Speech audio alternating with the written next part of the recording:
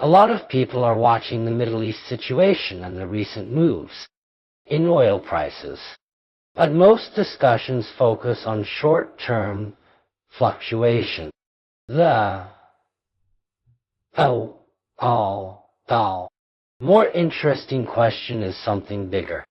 What if oil is not just spiking temporarily?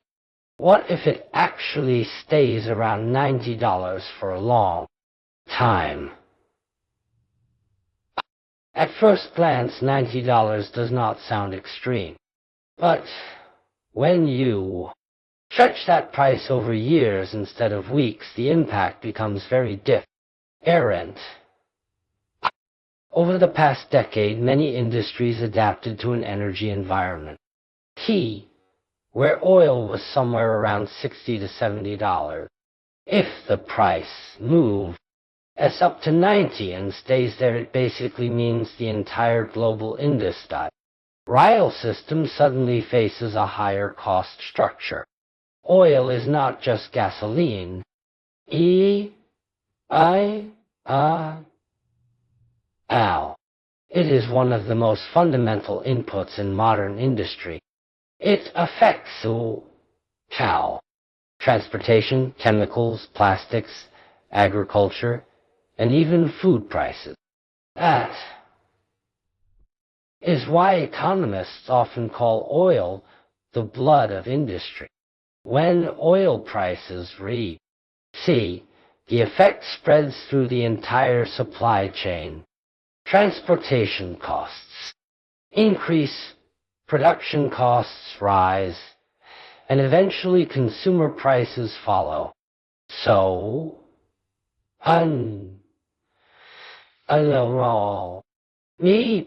people assume that core inflation indicators are not influenced by energy. Why? But in reality, energy costs slowly flow through logistics, manufacturing, and services. If oil remains elevated, it becomes very difficult for inflation to fall quickly. This is where the situation becomes complicated for banks. When inflation rises, the typical response is higher interest rates. But if the economy is already slowing down, higher rates could create additional pressure. That is how economies can enter what economists call a stagflation environment. Stagflation is rare because inflation and growth usually move together. But energy shocks can break that relationship. In the 1970s oil crisis, the world experienced exactly that situation. Inflation rose while economic growth weakened.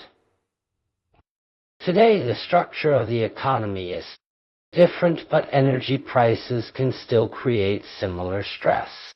Another layer to this story is debt. Over the past decade, global debt levels increased significantly. Governments, companies, and households all carry higher leverage. If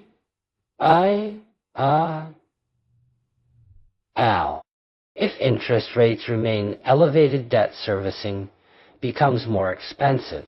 That means policymakers must balance inflation control with financial stability. Because of these factors, oil is not just an energy story. It becomes a macroeconomic variable that affects financial markets and capital flows.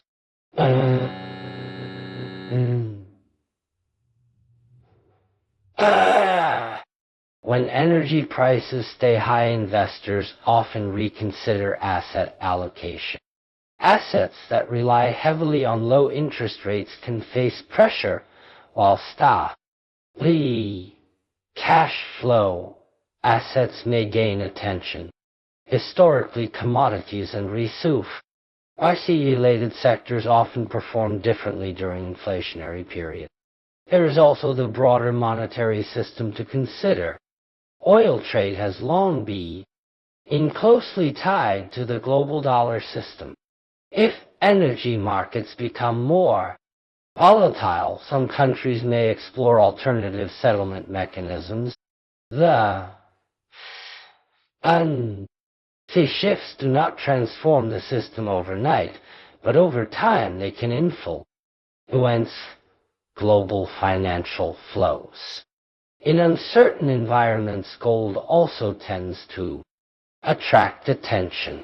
Some people see gold as a purely emotional asset, but from a macro perspective, it often behaves like a monetary hedge when inflation and currency expectations change. In the end, oil prices are not an isolated number. They connect energy markets, industrial production, monetary policy, and financial systems. When oil moves from $60 to $90, it look like a simple price change. But inside the global economy it can trigger a chain reaction that slowly reshapes the environment. That is why watching energy prices can sometimes reveal deeper signals about the direction of the global economy.